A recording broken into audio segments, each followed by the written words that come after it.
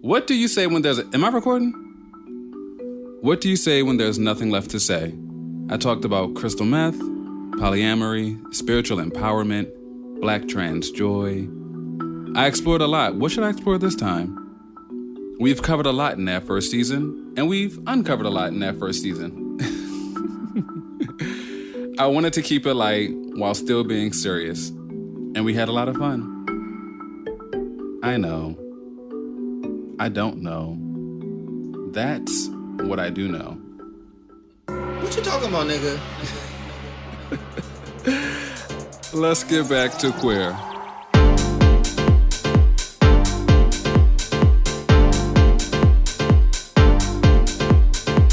Welcome to Let's Get Back to Queer, a mixy podcast that explores the magical, the mundane, and sometimes the messy experiences of Black, queer, and trans culture.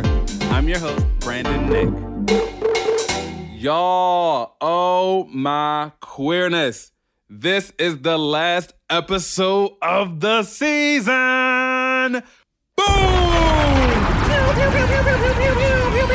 I'm gonna tell Evan put a bunch of sound effects right here. It's gonna sound over.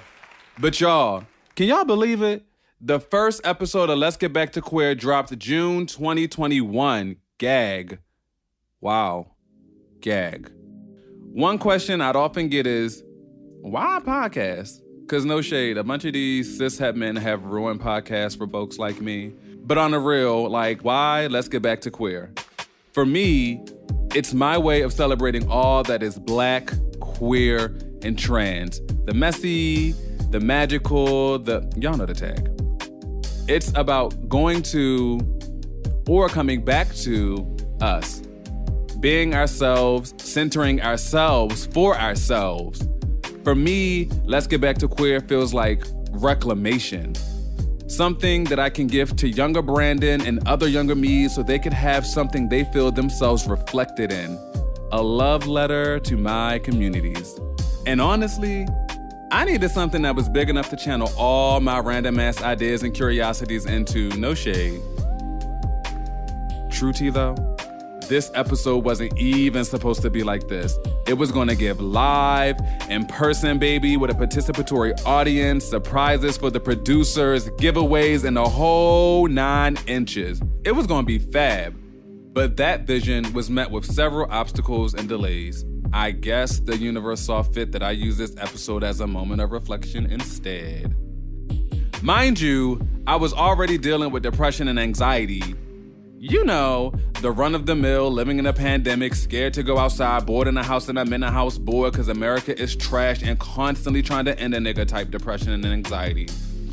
Y'all know, basic shit. So all of that mixed with still working on a podcast when it was originally supposed to be done in 2021 of December, kind of sort of put me in a tizzy. And when I say tizzy, I really mean a full-on suck the light out of a room, depressive spiral. But y'all know, it's the journey. I can laugh about it now because I'm on the other side of it. But when I was in it, I just could not. Like, on a serious note, it felt like life was just sucking all the hope and goodness out of me. No pun intended. And all that was left was despair. And that's a scary place to exist. Like, darkness had just swallowed me whole and I was just gone. Very thankful that I'm no longer in that space. 0 out of 10, do not recommend. Whew. One of the things that helped during that period was I often do these recordings in my phone as a way to rant about whatever's in my heart or mind at the time. Very digital diary about it. Which is to say, these are often private recordings I archive for myself. But I want to share one that I recorded back in April because it really highlights the space I've been in this year. I made this recording after my watch gave me a notification that I was supposed to record the final episode in 30 minutes, which was not the case. I'd just forgotten to delete the event out my phone. What you're about to hear is an edited down version to spare y'all the long pockets of silence or otherwise incoherent trains of thought of me on a day that we were scheduled to record the final episode. Today's supposed to be the day we record episode 10, the season finale of Let's Get Back to Queer, but that's not happening for many different reasons. It's been postponed or canceled. I don't really know anymore. This year actually has been a struggle for me, and truthfully, I don't feel like doing any fucking thing. Like today, Brandon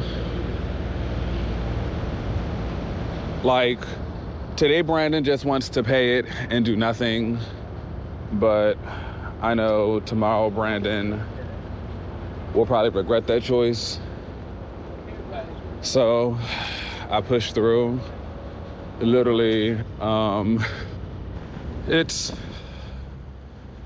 hard finding motivation when half the time you don't even feel like being on this fucking floating rock in space. But yeah, this shit is for the birds. I say that also trying to make sure I don't get hit, because I do want to live, but do not feel like being on this earth. It's given Saturn, are you ready for me? Mars, are y'all ready? Yeah, it's life be ghetto. Okay, that's the key, but whatever. I'm spent. And not just financially, because like, what's the cost of chasing your dreams?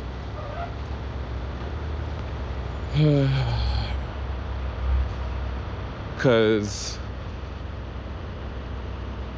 Let's Get Back to Queer has been my dream for the last 5 years.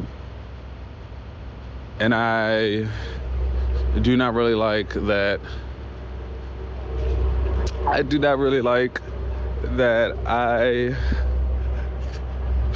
I don't like that I'm in a place where it doesn't bring me joy. And not as given tear fall in public. Yeah, I don't know. Should be a struggle, but you know, bitches push through. Oh, he was cute. Shout out to cute niggas.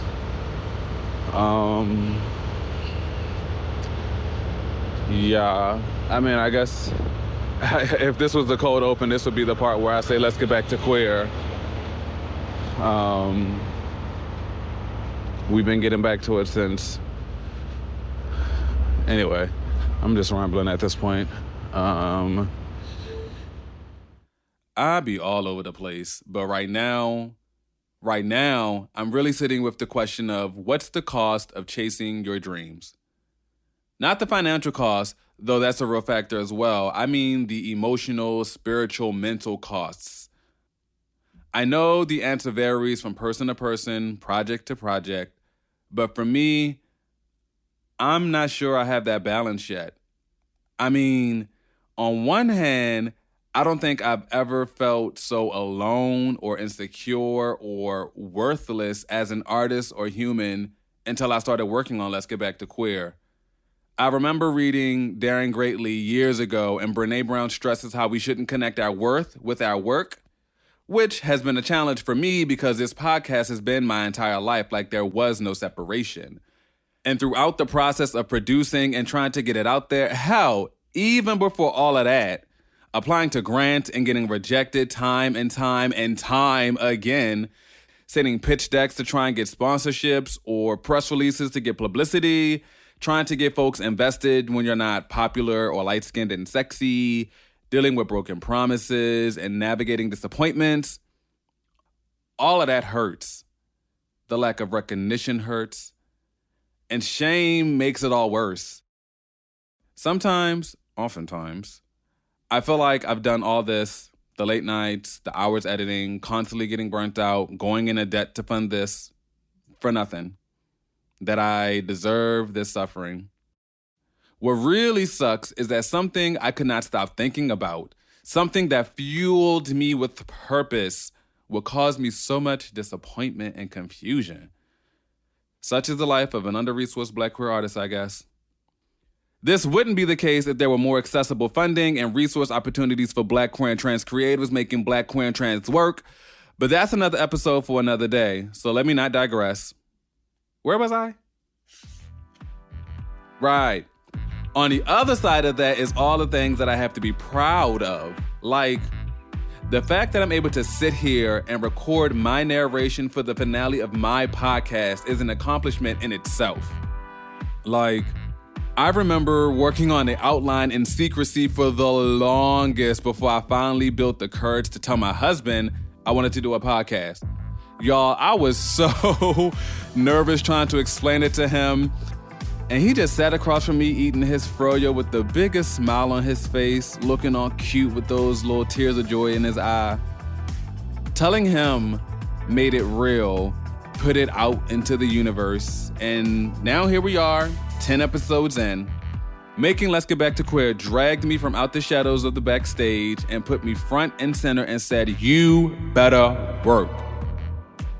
It made me show up for myself in so many ways that I am very grateful for. Like, I'm really impressed with myself. Plus, the privilege of holding space with people that I've admired and expanding my communities with all the dope people I've met along the way. And I know this is going to sound vain, but as a person who's felt and often feels invisible, it's really nice in those rare moments when someone recognizes my Let's Get Back to Queer tote bag or t-shirt. Not to mention the love we receive from community and people who've tuned in to let us know how much y'all appreciate the podcast, how y'all felt seen, heard, how y'all learned or gained new perspectives after listening to the stories of our guests. Reading y'all comments and having y'all tell us about the things y'all fucked with really does mean a lot and makes a huge impact.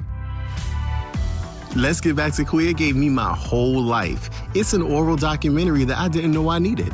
After hearing about the healing power of dance and sex from Baba Oludare and Daddy Jinx, I feel ready to work out my kinks.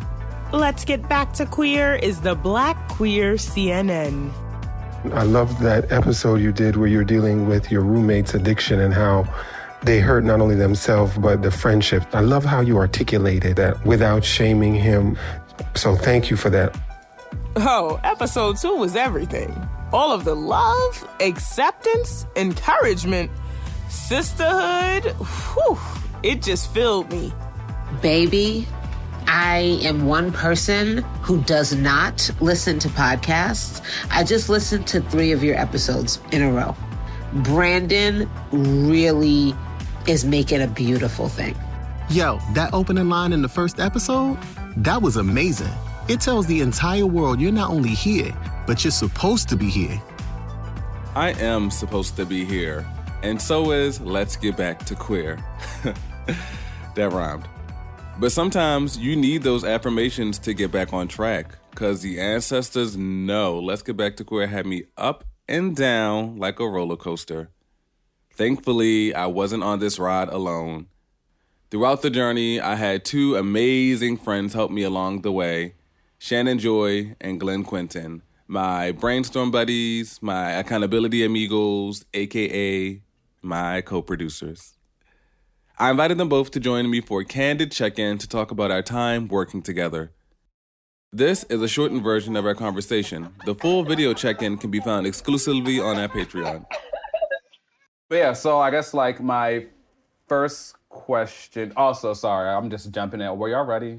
I'm like, yeah, let's just get straight to it. I'm like, I don't even know if y'all were ready. Let's do it. Great. Boom. You're never ready. You're never ready. Yeah, exactly. That part. If there's one thing I've learned, it's like never ready, but you just go. Yeah. So I guess with that, what's been like your experience with Let's Get Back to Queer? Like, what's it been like working on the podcast? For me, it's marvelous. There's so much I feel that was learned, even in just like stories or things that I probably wouldn't have naturally went to listen to myself. There was grace. There was also like really a sense of, I think, just learning about boundaries and learning like what one could actually like do at any given time. It's like, you know, working besides both of y'all. you know, it's just to see masters in their craft. It's been an honor.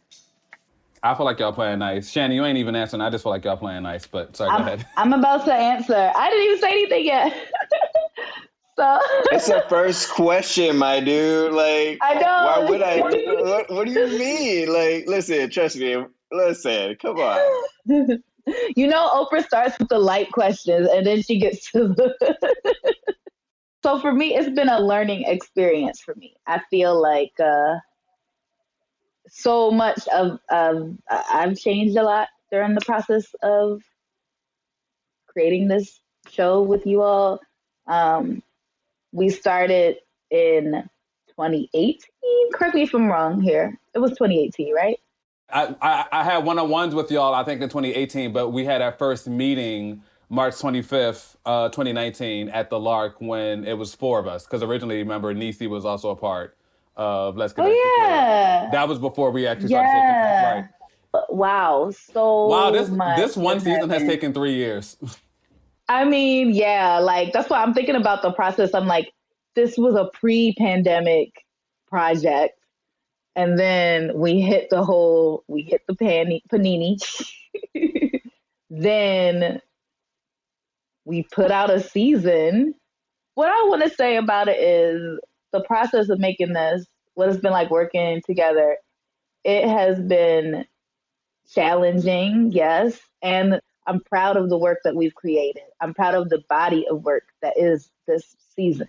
Like, even if nothing else happens, I'm happy and I'm proud to say that I was a part of this. I do hope that we can do a second season quicker.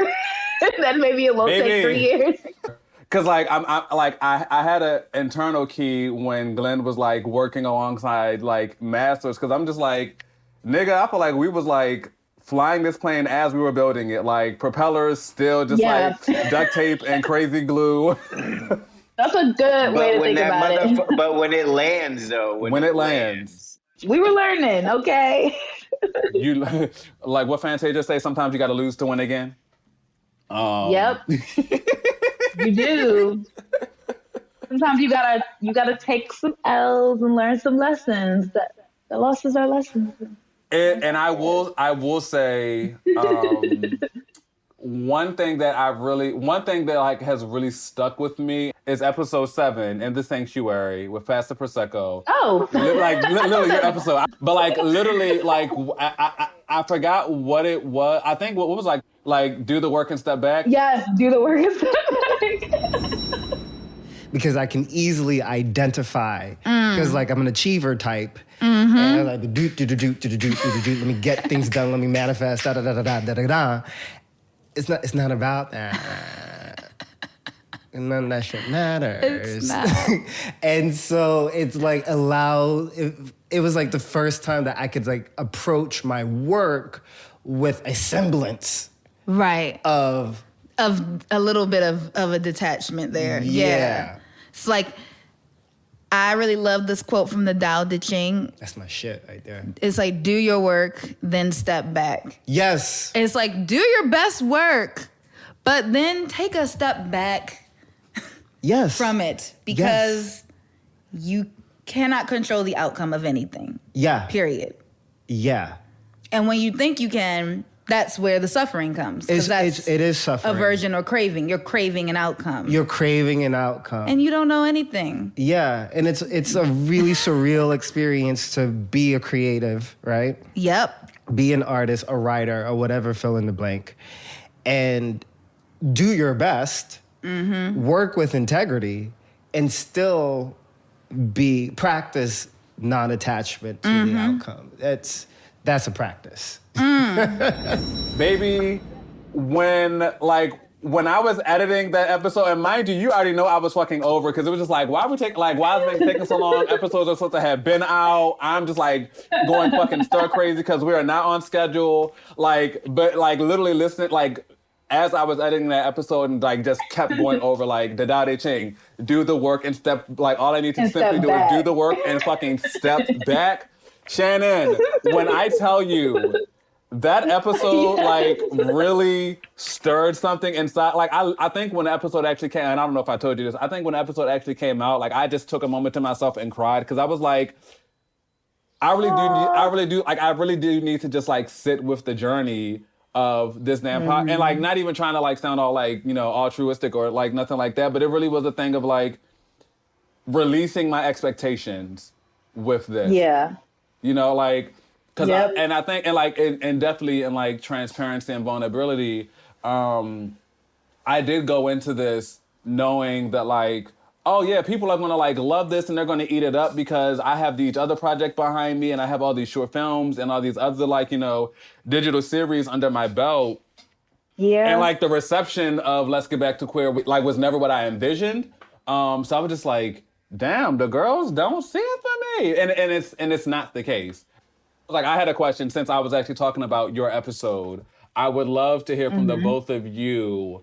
What has it been like producing your individual episodes for Let's Get Back to Queer?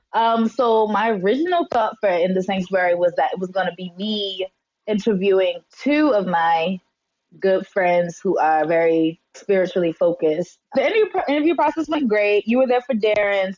And then Trey's, I completely, very, very royally fucked up with that one because I interviewed her and then I forgot to press record. The worst. Then in the listening back to the recordings, and then I'm like in Ohio at a farm because that's what I decided to do in September. I was like, I'm getting out of New York. So I went to my friend's farm to try to like get some zen. Then a bitch learned how to edit sound. I remember that day, I spent like 2 days in the Ohio State Library figuring out how to edit sound. And then I was like, okay, I cut it together. I tried to. It took me forever on my like old PC that's like falling apart. I think I shared with you the episode that I had cut together with Darren and Trey's interviews. And then we came to the conclusion that it was hyper long. It was super long. We should start with Darren's. Yeah, to do individual episodes. I mean, the editing, Brandon, thank you for doing that. You took the timestamps and did things with them, and it all worked. And working with the sound editor was also great. I mean, shout out to Evan. I just learned so much. Shout out to Evan. Shout out to that straight nigga. Evan. Like, he did what the fuck he had to do. We tried so hard not to hire a straight sound editor. I swear. We really did. Like, you did go. I mean, like, also, like, I do want to take this time just to say, like, shout out and thank you to everybody who has come in and out of Let's Get Back to Queer's house. Come in and out. Yes. You know, for like one reason or another, like, Evan was our third or fourth sound designer, sound mixer, engineer. I'm like fourth, I think. Yeah. I mean, literally, like, everything trial and error, but we got there, and Evan has been phenomenal. What about you, Glenn? Like, what did you learn about your episode? Yeah, definitely do it like earlier than later. You know, like if you wait on me to do it, if, you know, I'm gonna do it in that moment. You know, if it doesn't happen in that moment, it might not happen. Glenn, I had to put some pressure on you. And it was like, yo, bro, like you recorded shit. Like I think like I was done with my interviews, you know, but like I hadn't like, you know, the process, and part of it was. I mean, is that Legacy? Yeah. Who makes the most beautiful cameo in your episode? And so like I have her in here with me because, you know, I can't see them and be focused here, ma'am. So. This is literally how it was when we were doing the intro. I will say, I feel like I got mentored in the process of doing this, you know, the shaping of like the story of like the narration from it. It was a stretch. It was a stretch for me. Like the speaking it out wasn't a stretch, but like kind of putting it down on paper, like that was what came up. Knowing what I know now is like, okay, cool. Like it's a way to process it. It's like, cool, I can commit to this because I know what's the road ahead, right? I just like appreciate like both the work that both of y'all put in. Even like in spite of me having to be like, all right, niggas, what the fuck is going on? Like the end result for both of y'all episodes is honestly really beautiful. Part of my vision was always to have other like storytellers, so it's not just me. To be able to like have seen that manifested, I was also just like a little heart smile, heartwarming moment for me. To have two, technically I guess three, because episode 6 also featured co-producers with Naomi Stewart and Jamal Ashley, who is now a lovely parent. So like to have 3 episodes that like weren't just me talking, because y'all also know like it took the longest time for me to get used to the sound of my fucking voice. I think that was like one of the hardest things I had to like process early on, was just like, fuck, nobody's gonna want to listen to this shit because I sound annoying. No, you do. No. You don't. I mean, I don't think that now. If we thought you sounded annoying, I think we would tell you. Like, we would have told you from the beginning. Like, I don't think you should do this. Wouldn't have agreed to do a podcast with you. It was also, I got really giddy to do the intro, because like, you know, let's get back to queer, like hearing Shannon's and then hearing like that was really like really exciting for me as well. Hell yeah. What is one of your favorite memories or moments relating to Let's Get Back to Queer?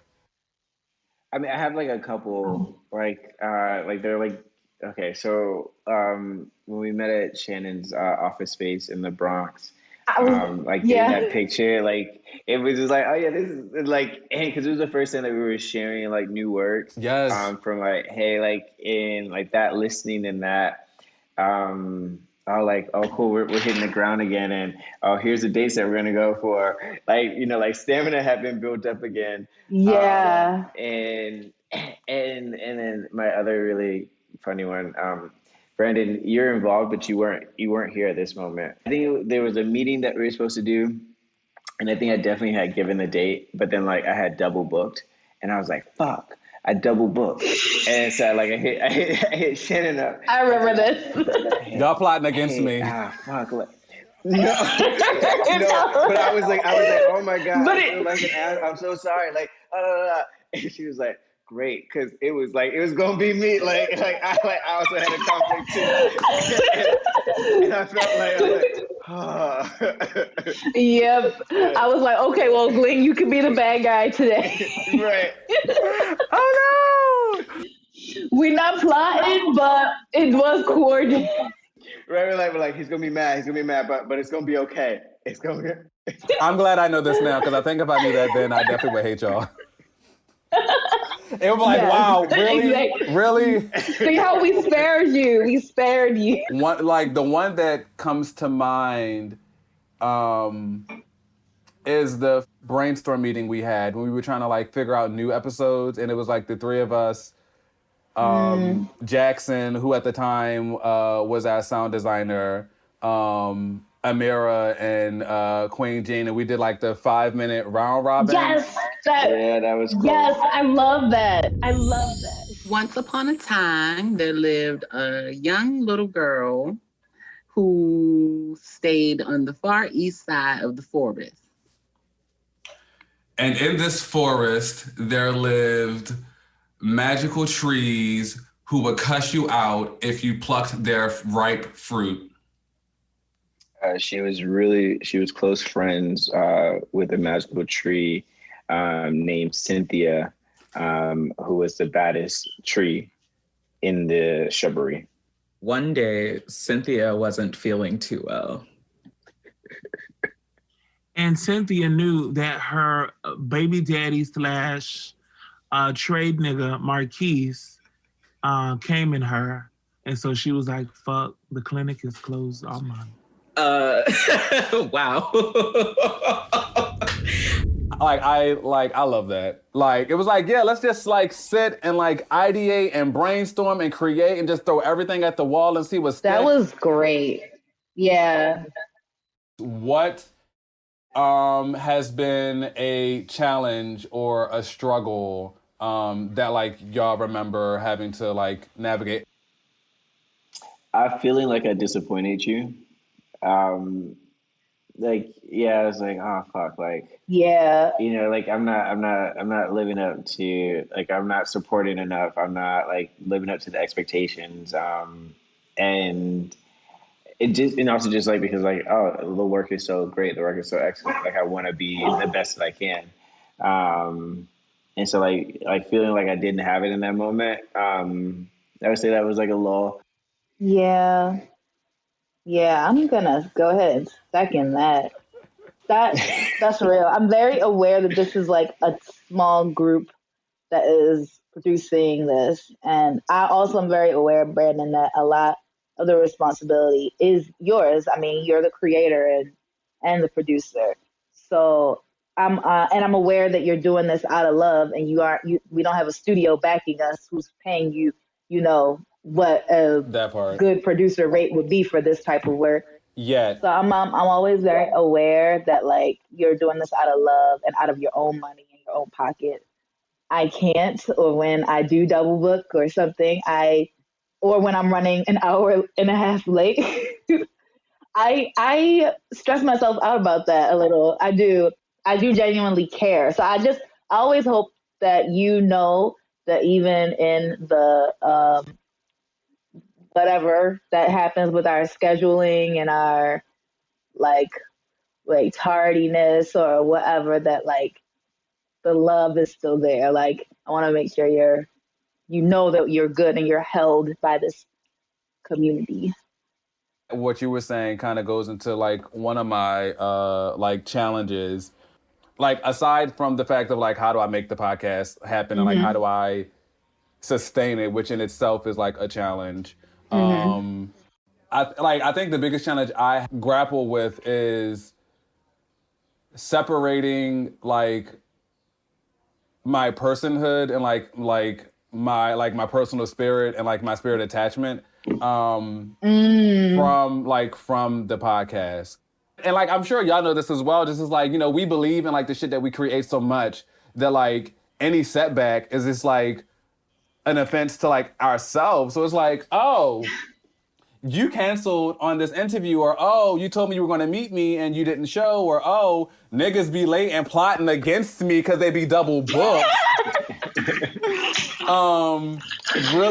Really be having me like, damn, and like, am I not worth it? Like, am I doing all of this for nothing? I mean, because I'd love to just unpack that a little bit, because I really want to really make sure you know that the reason why even one might go behind the back, right, is because of that love, right? Yes. Like straight up, right? It was like out of like, oh no, like because if we didn't honor you, if we didn't have that that love, shit. You wouldn't even I wouldn't text you back. Like it's just like, all right, like. I mean, and that's true, because it's also like challenging working with friends. And I guess if nothing else, I do think that is a testament to like us believing in this podcast, but also us really believing in one another. Because I know that like doing business, granted, I'm saying business ain't none of us really y'all have gotten paid to some degree. But like, by and large, we ain't getting like paid per episode or nothing like that. This is all a passion and love. Like for us to have gone through 3 years of this and like not wanting to punch each other in the face, or like not want to be like, yeah, I'm definitely not inviting Glenn or Shannon back for season 2. Like I do think I think we did a good job of managing that. And Glenn, I do recognize like everything that like it came from a place of love and like wanting to protect me and like not disappoint me. But of course, like when you're feeling like shit, like you don't think that. All you think is, these niggas don't give a fuck about me. I think like for me, the biggest challenge that I'm like still navigating has always just been like separating like my self-worth and like my self-value with the project. Doubt be getting in the way, and like sometimes like, I mean, to that I am thankful again for y'all, because you need people. Everybody needs teamwork makes the dream work. Teamwork definitely makes the dream work. Yeah. I have a serious question that I do hope y'all take seriously. How was I as a captain, as a leader? I'm just like, look, I say I'm ready for critique, but I'm like literally cringing on the inside. Do you want to go first, Glenn? Yeah, I got you. I mean, you've already spoken about yourself, like realizing not to take it personal. And I can say, like, from watching them, like, I would experience them, like, oh, you're just taking it a little personal, but you're gonna be all right. Like, and And in that, right, like, I mean, I think you have really shady comments, which I kind of, I do, I enjoy them, but like, I'm like, oh my God, like, it makes it feel like, oh, don't fuck up, because you go hear a shady comment. I'm thinking, when I hear you say, like, how you can be with other people, because I'm like, I see your vision, right? Like, your vision is to have, like, staff of people to support and things like that. And so, like, I'm answering with that, like, hey, like, you might just want to be like, here are these boundaries, like, don't fucking cross it. Here are my assistants. They're gonna give you some grace and stuff, and like show you some ways to like work around like whatever shit you fuck up. But yeah, and I would say, yeah, the biggest is like don't take it personal. So as a leader, I think that you have been very organized, detailed. I like the way your brain works. Yeah, you handle both sides of like the creativity and then like the organization and logistics very well. And I feel like I trust you. I trust you creatively, and I trust your vision. I wouldn't work with somebody who I didn't, especially on something like this. And also that I've seen you grow a lot as a leader in this process. And the metaphor about building the plane while flying it is correct. Like, I do feel like you are like the captain of the ship, definitely. And you're also like, I don't know, whatever the head construction guy is. so we are putting it together. Yeah. Head construction guy. I feel like this whole process could have felt chaotic, but it didn't. It never felt that way. It always felt like, okay, we're going step by step. We've had an outline. We have a timeline. We have like a plan. And as far as what you could improve upon, and this is also something that I see as your strength, so it's hard for me to talk about it because I think like you are attached to your work and to your process.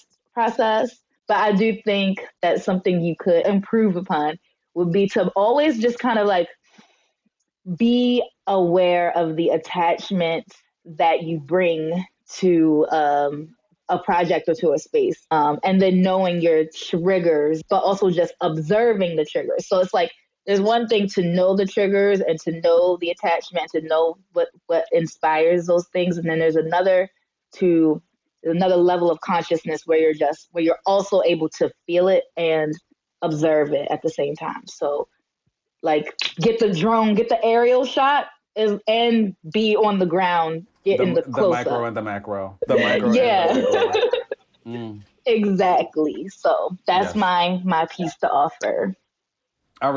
Thank y'all both. I receive it. I definitely will sit with that a lot more.